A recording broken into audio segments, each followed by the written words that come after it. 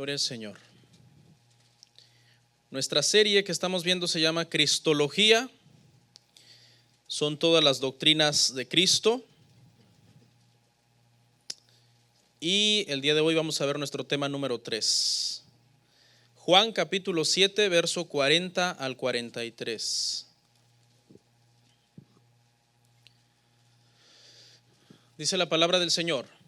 Entonces, algunos de la multitud, oyendo estas palabras, decían: verdaderamente este es el profeta.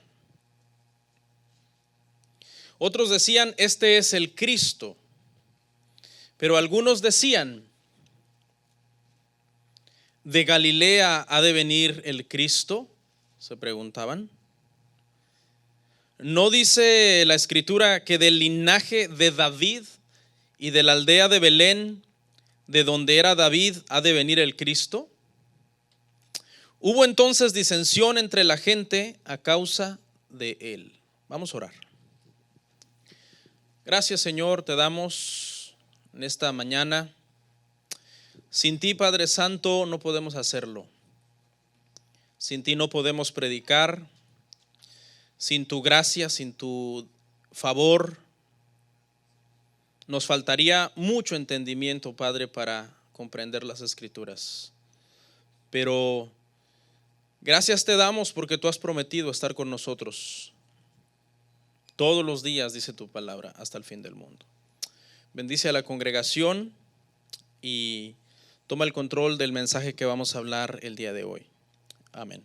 ¿Pueden sentarse, hermanos?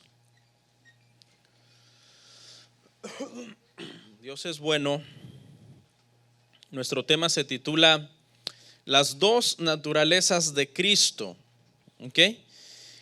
Las dos naturalezas de Cristo. Es una de las doctrinas más atacadas actualmente.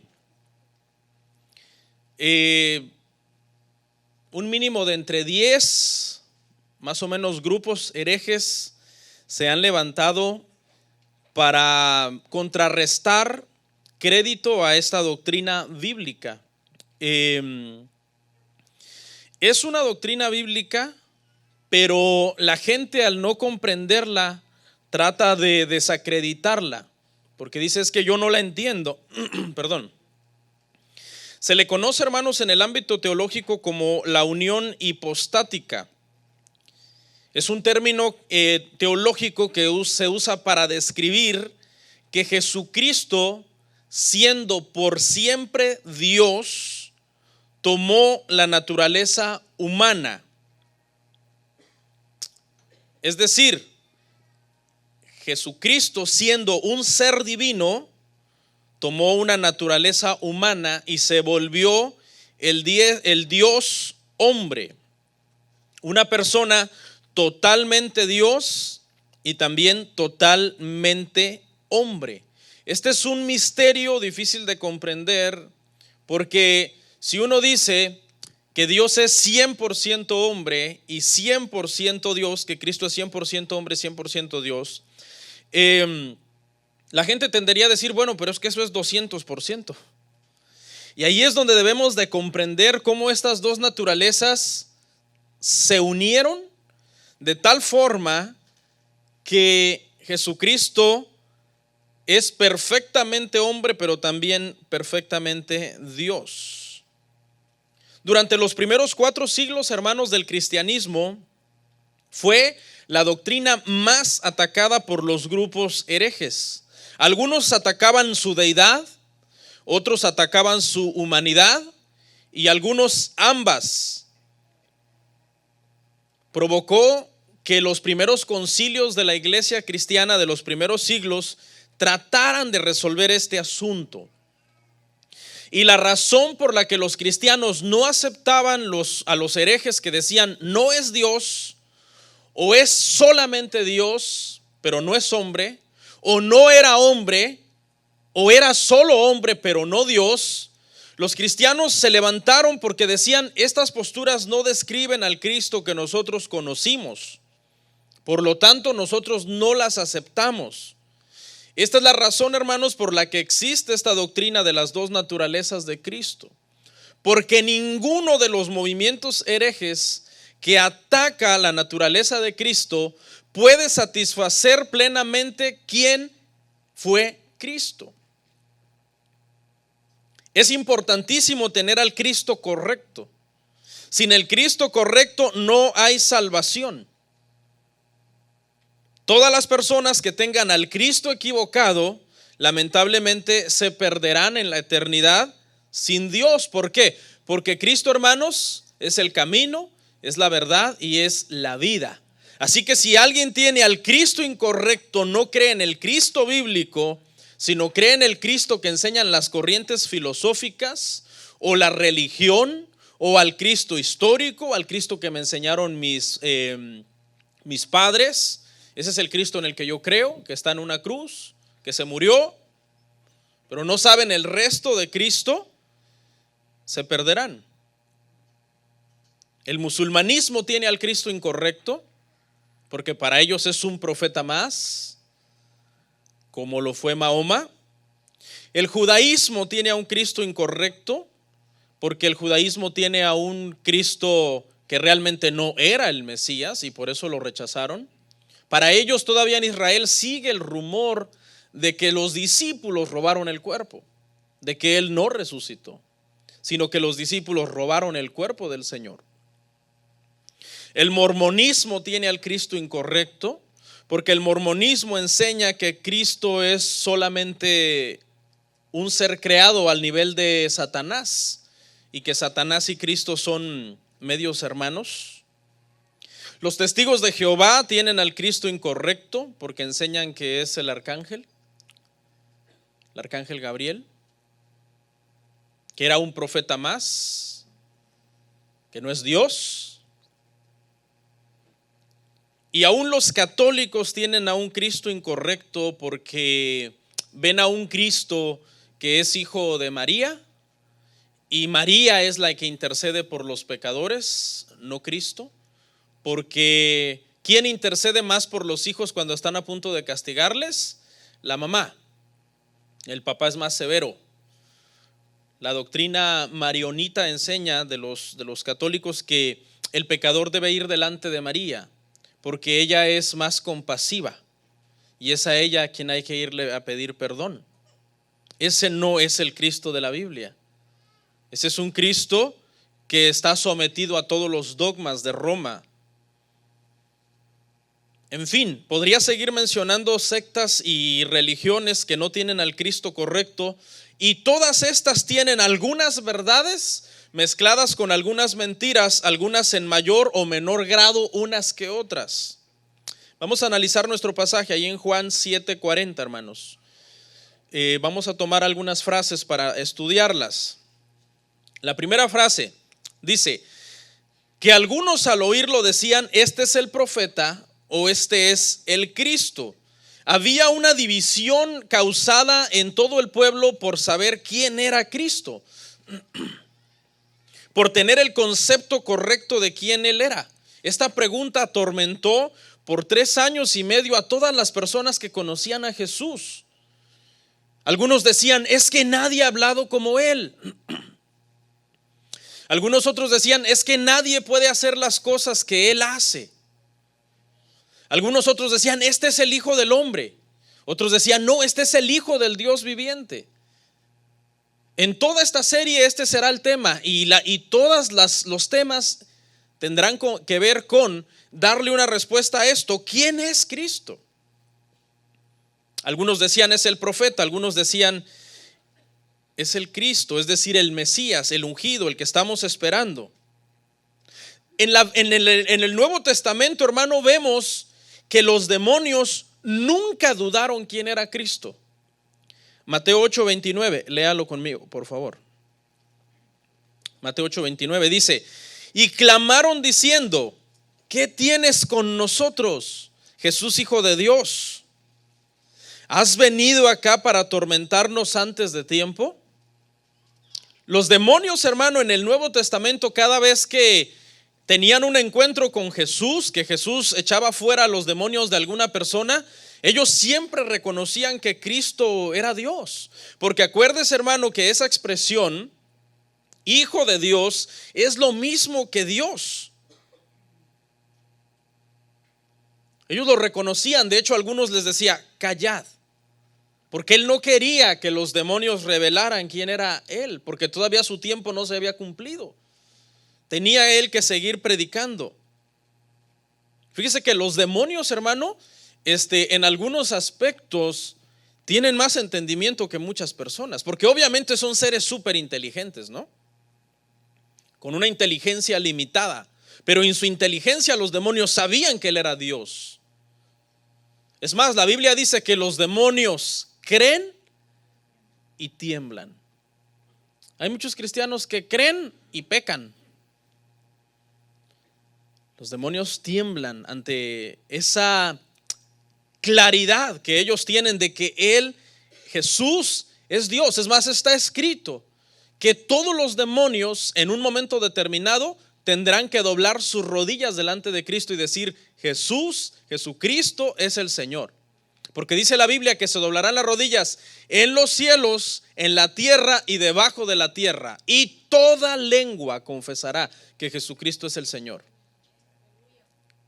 Las personas tienen dos opciones: o confiesan en vida que Cristo es el Señor para salvación, o confiesan en la eternidad, apartados de Dios, que Cristo es el Señor, pero será demasiado tarde.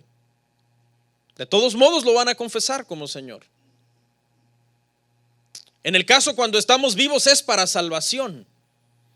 Y no solamente decimos Jesús es nuestro Salvador, sino también es nuestro Señor, que vea, hay una diferencia, hermano.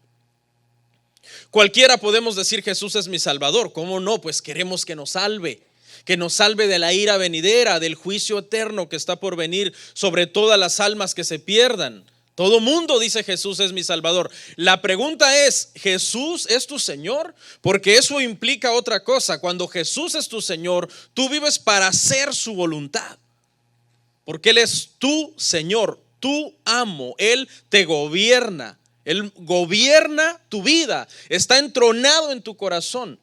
Tu vida ya no gira en torno a tu voluntad, sino en torno a la de Él. Dice ahí mismo, Juan 7.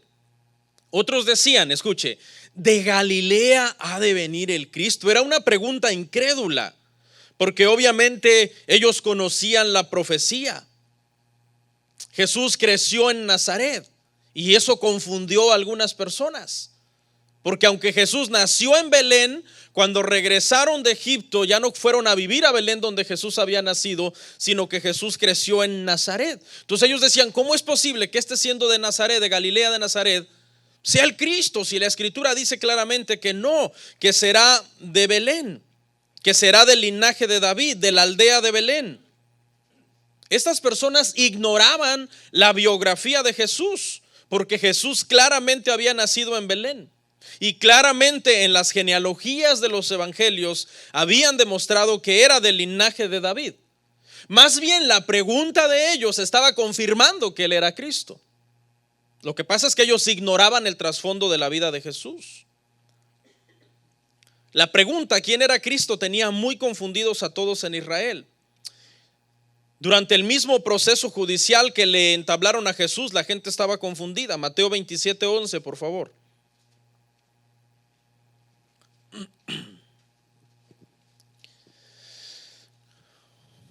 Dice: Jesús pues estaba en pie ante el gobernador, y éste le preguntó diciendo: ¿eres tú el rey de los judíos? Y fíjese Jesús lo que le dijo. Y Jesús le dijo: tú lo dices.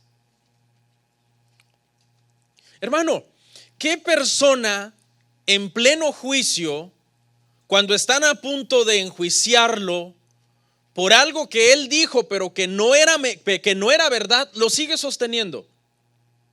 Vamos a suponer que usted inventa algo por obtener fama. Usted dice: no, yo maté a 3 hombres, porque se las quiere dar muy valiente, quizás en un contexto en donde convive con pura gente que es así, ¿no? Que son valientes.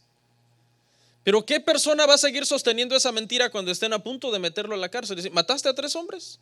No, yo estaba bromeando, hombre, ¿no? ¿Cómo creen? No, Jesús están a punto de enjuiciarlo y le dicen la razón por la que lo van a enjuiciar y a matar es porque él decía ser Dios y se hacía a ser igual a Dios.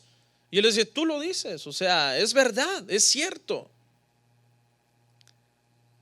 Mientras estaba colgado en la cruz, la gente se seguía preguntando quién era él. Mateo 27:39.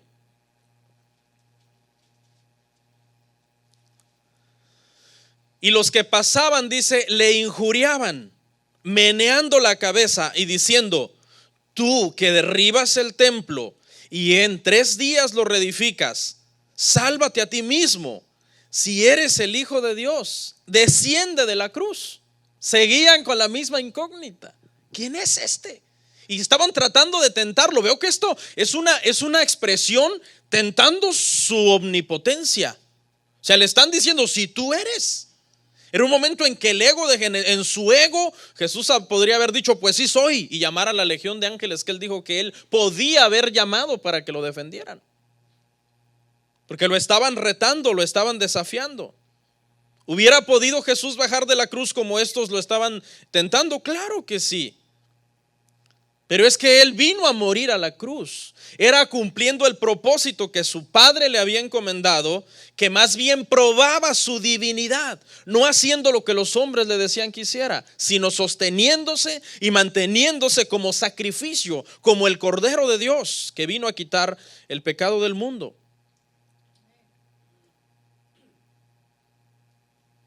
Nosotros mismos recibimos testimonio de que Jesús es el Señor. 1 Corintios 12:3, por favor. Por tanto os hago saber que nadie que hable por el Espíritu de Dios llama anatema a Jesús. Y nadie puede llamar a Jesús Señor sino por el Espíritu Santo. Es el Espíritu Santo en nosotros el que nos da ese testimonio de que Jesús es el Señor, de que Jesús es, hermano, Dios. Eso implica ahí esa palabra Señor, que es digno de adoración, de exaltación, de obediencia. ¿Qué pasó cuando la gente no se pudo poner de acuerdo ahí cuando estaban discutiendo quién será? Yo digo que es un profeta, yo digo que es Cristo. Dice que hubo disensión entre la gente, es decir, hubo un momento en que se irritaron unos con otros. No, pero que tú dices que es Cristo y aquel dice que es el profeta. Se irritaron porque las posiciones eran contrapuestas y estas mismas posiciones fueron las que emergieron siglos después para dar origen a los herejes que atacan la naturaleza de Jesús. Esto va a pasar cuando nosotros, hermanos, sostengamos que Cristo es Dios. Siempre vamos a entrar en disensión con quien dice no, para mí no es. Para mí es un profeta más. No podemos elevar a Jesús al nivel de Dios. Ahora este país, hermano, está tomando un giro tan musulmán, hermano, tan fuerte, que hay un interés fuerte en desacreditar a Jesús. Porque el seguir sosteniendo esta doctrina de que Jesús es Dios, hermano, va a comenzar a afectar los intereses políticos de muchos religiosos. Sin embargo, Jesús murió sosteniendo que Él era Dios y nosotros los cristianos debemos de morir sosteniendo que Él es Dios.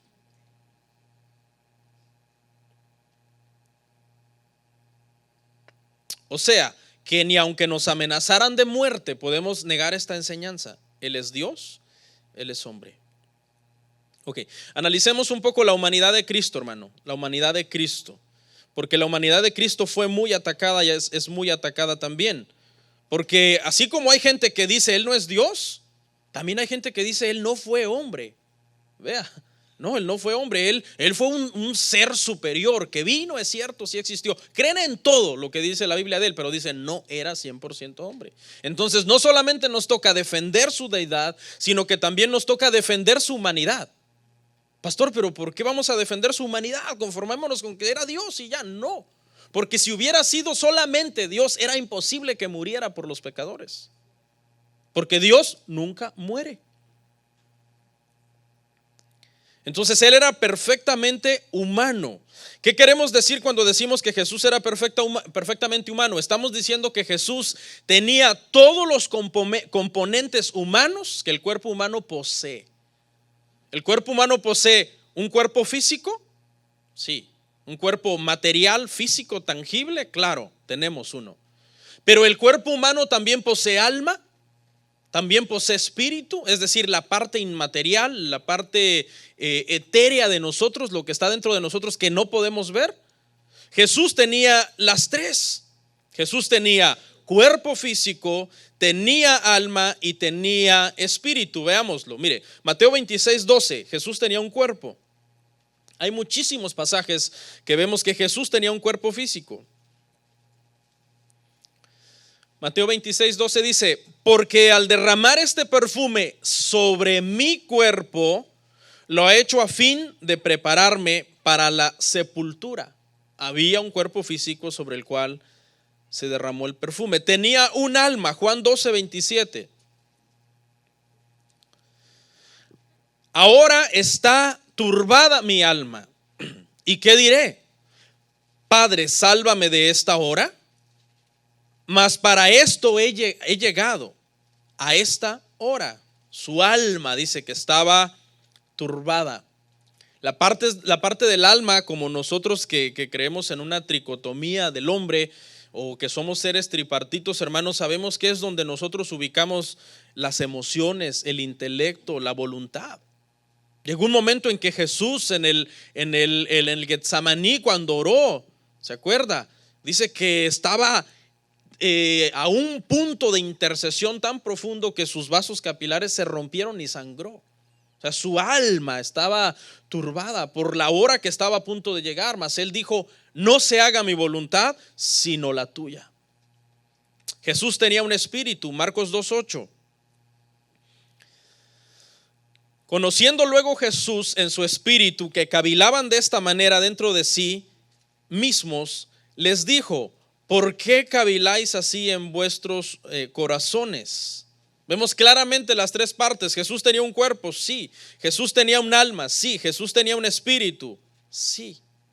La mujer samaritana, cuando habló con él, lo vio como un judío, como un ser humano. No lo vio como un extraterrestre. Era un ser humano. Su madre era una mujer, un ser humano. Gálatas 4:4 dice que él vino, no lo busque porque no está, no lo traje. Él vino, dice, a nacer de mujer. Su desarrollo humano fue normal. Nació en un parto natural. Fue un niño pequeño que se amamantó de su madre. Creció. Cumplió con todo lo que la ley mandaba, su circuncisión, su presentación en el templo, su bar mitzvah, como todos los judíos, cuando los niños van a cumplir los 12, 13 años, me parece que es, no estoy seguro. 13. ¿Y qué más? ¿Y qué hizo cuando estaba en el templo? Estaba hablando con los doctores de la ley y enseñándoles. Y dice Lucas que crecía y se fortalecía, tanto en estatura como en gracia para con los hombres. Es decir, tenía un cuerpo, una naturaleza humana normal como todos nosotros. Tenía limitaciones humanas como nosotros, pero sin ser pecado. Limitaciones que todos nosotros tenemos que no son pecado. Por ejemplo, Jesús sintió hambre. ¿Cuántos tienen hambre? Espero que no ahorita. Dice que cuando el Señor ayunó 40 días, al final de los 40 días tuvo hambre.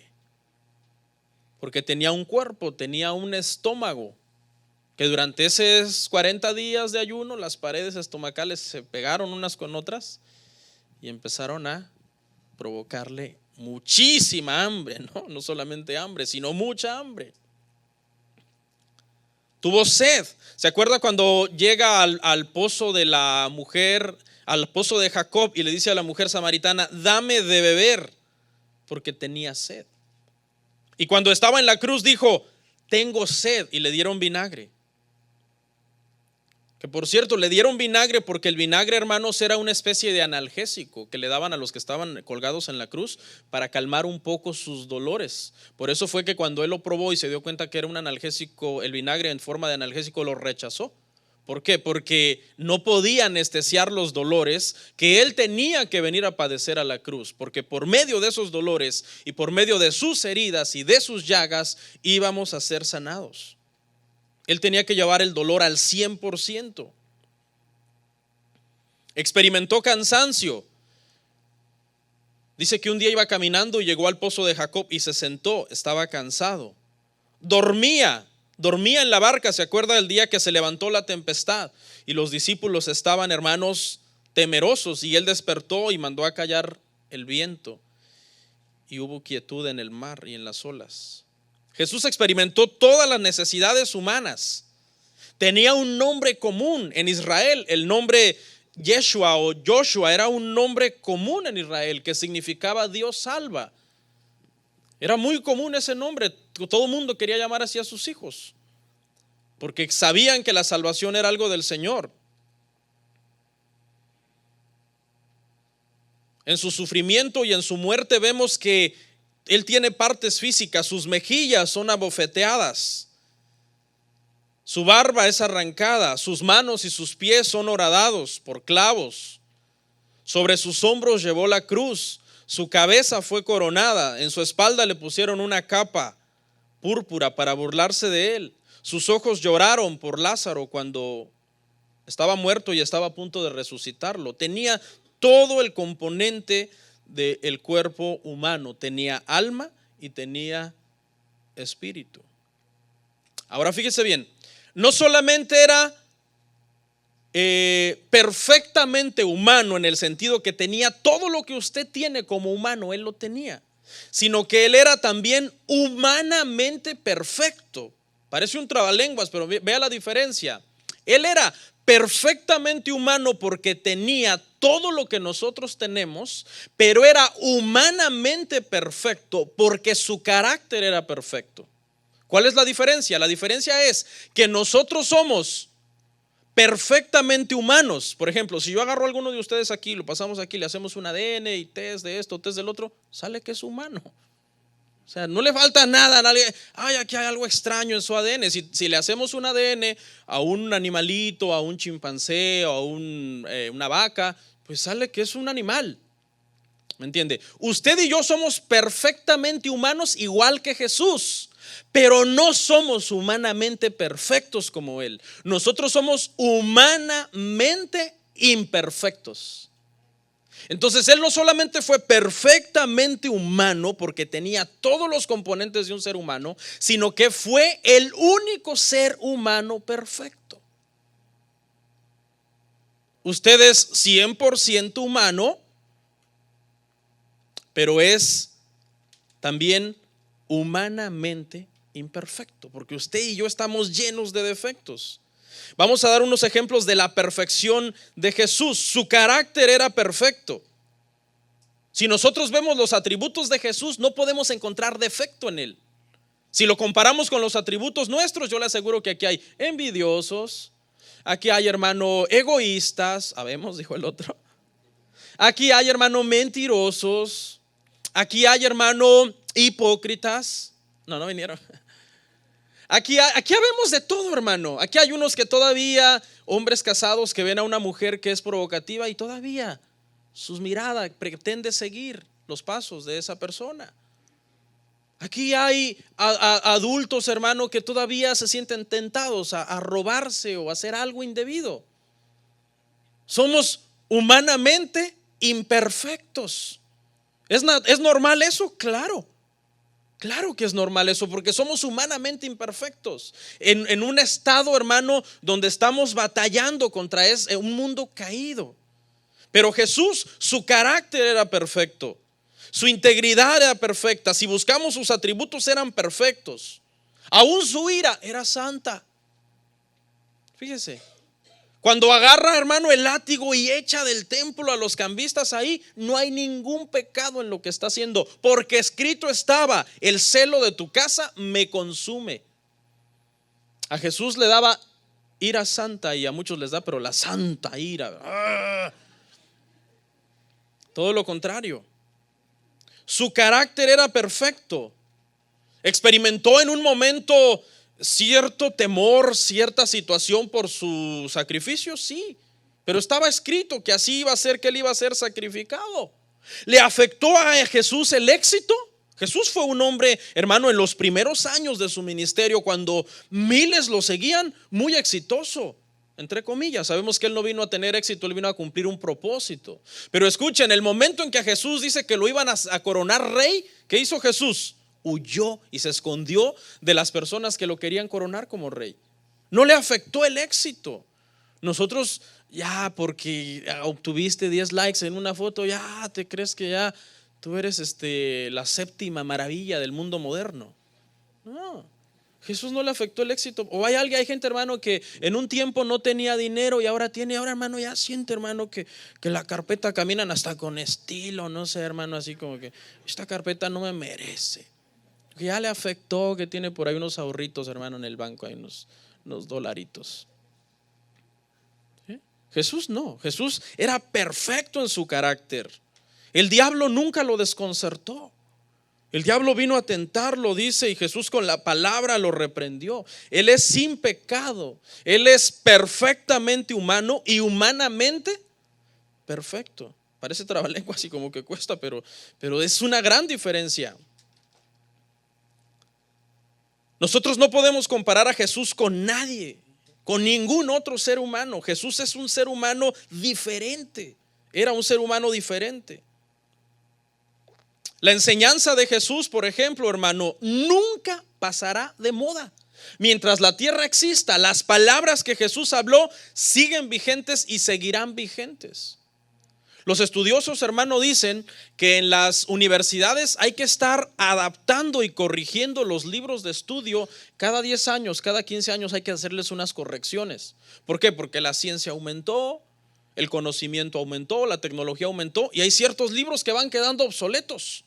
Por ejemplo, ¿cuántos de ustedes cuando fueron a la primaria aprendieron que había 9 planetas? Todos, yo así fue enseñado. Bueno, algunos quizás datan de hace tanto tiempo atrás que les enseñaron hasta otra cosa, ¿no? Qué sé yo, 11, 12. Bueno, cuando yo fui a mí me enseñaron que había 9 planetas en el sistema solar. Eso ya se corrigió. Ahora los libros de texto dicen que hay 8. Entonces, los libros, hermano, en las universidades y las enseñanzas tienen que ir siendo adaptadas. Las palabras de Jesús no. Mateo 24:35 dice: el cielo y la tierra pasarán, pero mis palabras no pasarán. Algunos creen que la Biblia necesita ser corregida, ser, hermano, reinterpretada, ser adaptada a los tiempos modernos porque es un libro antiguo y anticuado. Eso es un error. Nosotros no tenemos que llevar la Biblia a los tiempos modernos para que la Biblia se adapte a los tiempos modernos. Nosotros tenemos que tomar los tiempos modernos y llevarlos a la Escritura para que los tiempos modernos se adapten a la palabra. Eso es lo correcto. Algunos dicen, no, pero es que ya no aplica.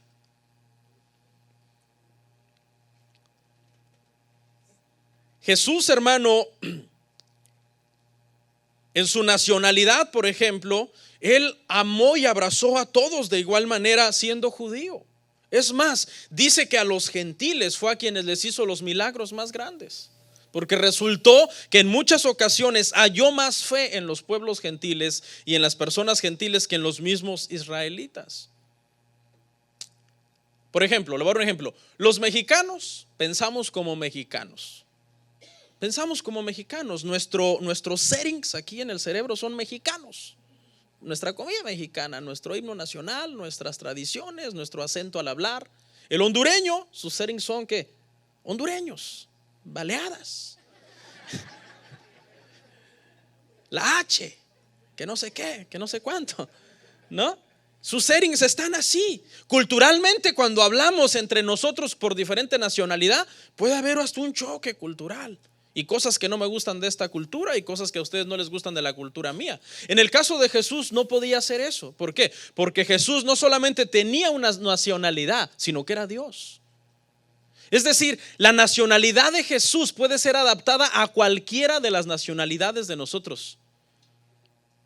Aunque Él vino, los judíos, hermanos, son el pueblo más exclusivista que existe sobre la tierra. O sea, exclusivista en el sentido de que nosotros somos judíos y ustedes no. En ese sentido ellos son súper exclusivistas. Jesús no. Jesús vino y siendo judío, su nacionalidad no lo hizo ser exclusivista, para no salvar a todas las nacionalidades que existimos. ¿Por qué? Porque Él no solo era un hombre judío, sino que era Dios, dueño y creador de todas las almas de todo el universo. Por eso es bien importante entender la humanidad de Cristo. Ahora, veamos los argumentos acerca de su deidad. Ya vimos pruebas de que Él fue 100% hombre.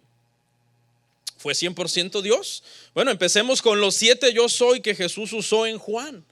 Juan es un evangelio que presenta a Jesucristo como Dios.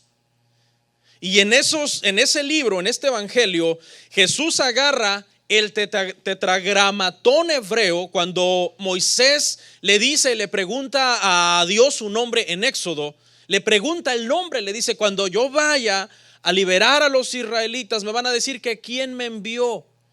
Y el Padre le habló a Moisés por medio del tetragramatón, Yod, Heb, Bab, Heb, 4 letras hebreas. Por eso se llama tetragramatón. Ese término tetra significa 4. Jesús agarró ese tetragramatón y se lo aplicó a sí mismo. Y Él dijo: número 1, yo soy el buen pastor. 1, váyalos contando. Número 2, yo soy la luz del mundo. Y todos están en Juan. 3, yo soy la puerta. Dice que el que entra por esa puerta hallará pastos y será salvo. Yo soy el pan de vida. Yo soy la resurrección y la vida. 6, yo soy el camino, la verdad y la vida. Y 7, yo soy la vid verdadera. 7 yo sois, en donde Jesús toma el nombre del Padre y se lo pone a sí mismo y dice: yo soy. Utilizó los nombres divinos que el Padre usa. Jesús es llamado Dios. Juan 20:28. Aquí me voy rápido, son varios versos. Entonces Tomás respondió y le dijo: Señor mío y Dios mío. ¿Se acuerda del pasaje? Cuando Jesús llega, porque Tomás había dicho: yo no voy a creer en Él si no meto mis dedos en sus manos y mi mano en su costado. Dice que 8 días después Jesús se presentó y le dijo: aquí estoy, Tomás. A ver, ven, haz lo que dijiste. Dice que cayó arrodillado delante de Él y le dijo: Señor mío y Dios mío. Lo reconoció como Dios. Y este acto hubiera sido idolatría si no hubiera sido Dios. Jesús es llamado Hijo de Dios. Juan 5:18. Por esto los judíos aún más procuraban matarle, porque no solo quebrantaba el día de reposo, sino que también decía que Dios era su propio Padre. Y esa expresión significaba que haciéndose igual a Dios. O sea, el término Hijo de Dios aplicado a Jesús significaba que Él decía: yo soy Dios. Él es llamado Señor. Mateo 12:8. Porque el Hijo del Hombre es Señor del día de reposo. Señor con mayúscula. 3, recibió adoración divina. Mateo 2:11. Vamos rápido. Y al entrar en la casa vinieron al niño con su madre María, y postrándose no los en plural, lo en singular, lo adoraron y abrieron sus tesoros. Le ofrecieron presentes: oro, incienso y mirra. Algunos dirán: pastor, pero Jesús recibió la adoración porque no le quedaba otra. Él era un bebé. Él no pudo haber dicho: hey, no me adoren. Pero María sí. María hubiera dicho, José, oponiéndose: no, ¿cómo van a hacer este acto de idolatría? María era una mujer piadosa. José era un hombre piadoso, de buen testimonio. Ellos dieron testimonio que Jesús era Dios al dejar que lo adoraran. Pero más tarde, por si a alguno le queda duda, cuando es adulto, Él deja que lo adoren. Mateo 14:33. Entonces los que estaban en la barca vinieron y le adoraron, diciendo: verdaderamente eres Hijo de Dios. Lo adoraron: verdaderamente eres Hijo de Dios.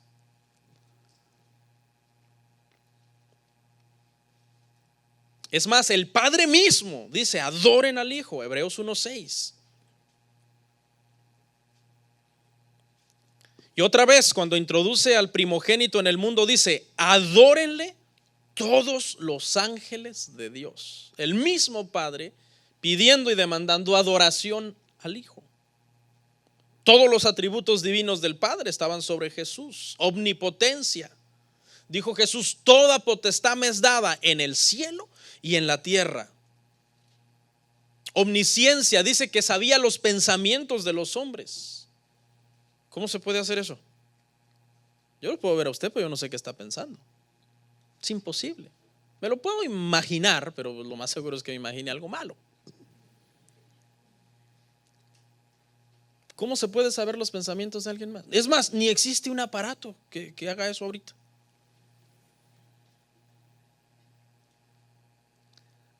Su omnipresencia, dijo el Señor cuando se fue: yo estoy con vosotros todos los días hasta el fin del mundo. Su inmutabilidad, Él es eterno, el mismo ayer, hoy y por los siglos. Su santidad, ¿por qué? Santo, perfecto, porque jamás cometió pecado. Y podríamos mencionar todos los demás atributos del Padre que están sobre el Hijo. Los oficios del Padre, Jesús también los realiza. La creación, Jesús es el agente creador por medio del cual el Padre hizo todo. La perseverancia de la creación, Él sostiene todo lo creado y por Él subsiste. El perdón, Jesús perdonó pecados, Marcos 2. No lo traje, Marcos 2. ¿Se acuerda el paralítico? Dice que estaba tan lleno donde Jesús estaba predicando que no había forma de meterlo por la puerta. Estaba bloqueada todo el acceso.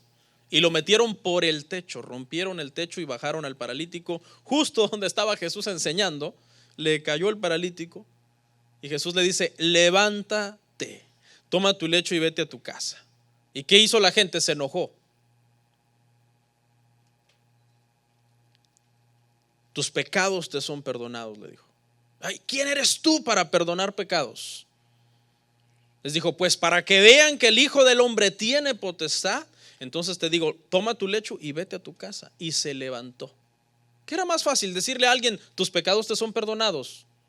¿O decirle a alguien vete a tu casa, sánate de esa enfermedad que tienes? Es fácil decirle a alguien tus pecados te son perdonados. Lo difícil es comprobarlo con la autoridad de decir levántate y vete. Y el hombre se paró.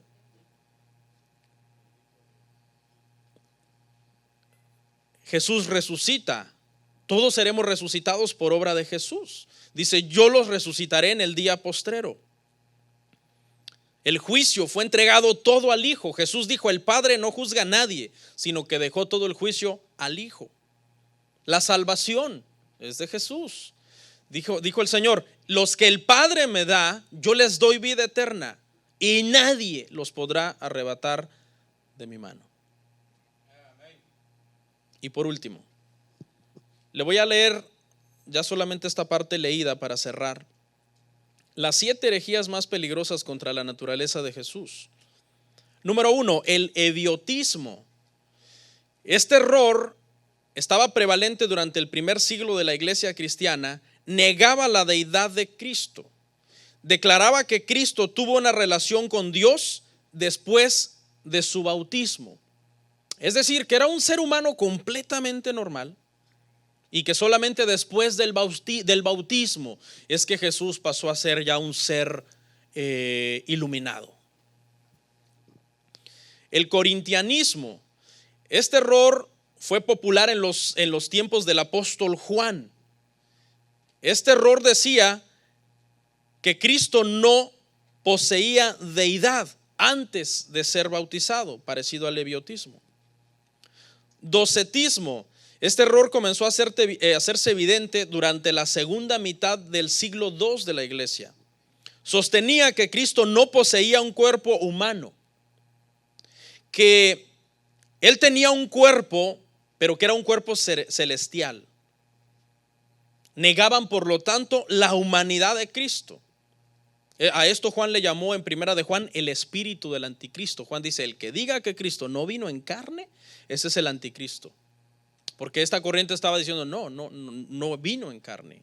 El arianismo, que sigue presente el arianismo hoy en lo que son los testigos de Jehová, los mormones, los mesiánicos, que dicen que Él es un ser creado. Negaba la naturaleza divina de Cristo.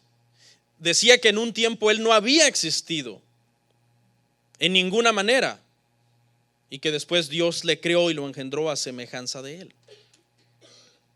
Negaba, por lo tanto, la preexistencia eterna de Cristo. Sabemos que Cristo es eterno, igual con el Padre. Él no es un ser creado. Apoliniarismo.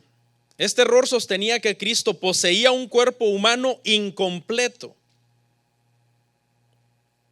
Razonaban de la siguiente manera: el pecado está sembrado en el alma de todos los hombres, por lo tanto, Dios no podía habitar con el pecado. Por tanto, Cristo no tuvo alma. De esa forma razonaban. 6. El nestorianismo. Tomaban las dos naturalezas de Cristo y de estas dos naturalezas hacían una nueva persona.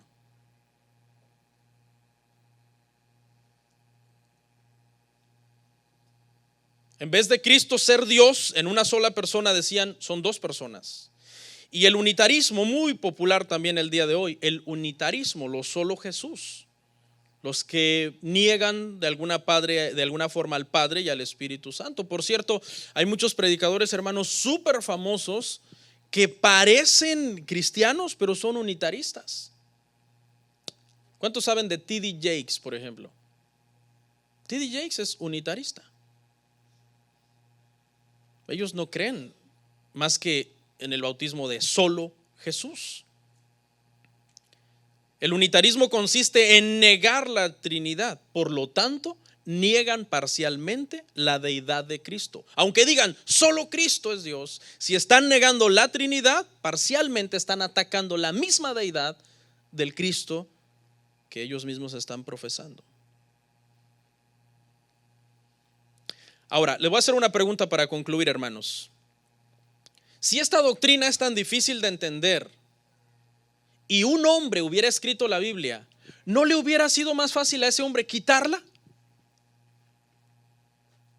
Le voy a decir algo: cada vez que lleguemos a la Biblia, a misterios que están ahí, que simplemente nuestra mente finita no las alcanza a comprender, eso no es prueba de que no es palabra de Dios. Al contrario, eso es prueba de que es palabra de Dios y que es un hecho divino.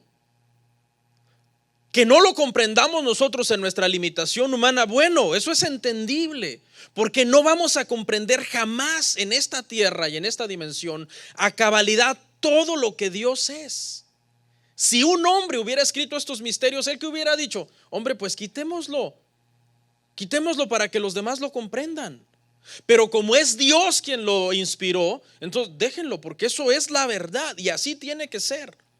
Entonces, ¿qué nos toca a nosotros? Bueno, tratar de comprender este tipo de doctrinas y este tipo de misterios. Cada vez que nosotros, hermano, estudiemos en la Biblia una doctrina que a usted le parezca una especie de contradicción o que su entendimiento no lo alcanza a entender, dé gloria a Dios. ¿Sabe por qué? En esos pasajes es donde los misterios más grandes de quién es Dios están escondidos. No se rasque la cabeza y diga: ay, la Biblia se contradice. No, al contrario, es allí donde al resolver esa aparente contradicción resulta en una iluminación que nos construye nuestro carácter cristiano y nos da un mayor entendimiento de quién es Dios. Yo me gozo cuando estoy leyendo en la Biblia un tema difícil. Digo: oye, aquí hay algo bueno. Aquí hay algo bueno. Siempre que usted esté leyendo la Biblia y llegue a un tema difícil, gócese, porque lo que está a punto de descubrir es un misterio hermoso. Entonces, escuche, en resumen, ¿qué es? Cristo es dos naturalezas con una personalidad. Entiéndalo. Nuestra mente no lo alcanza a entender. Amén. Vamos a orar.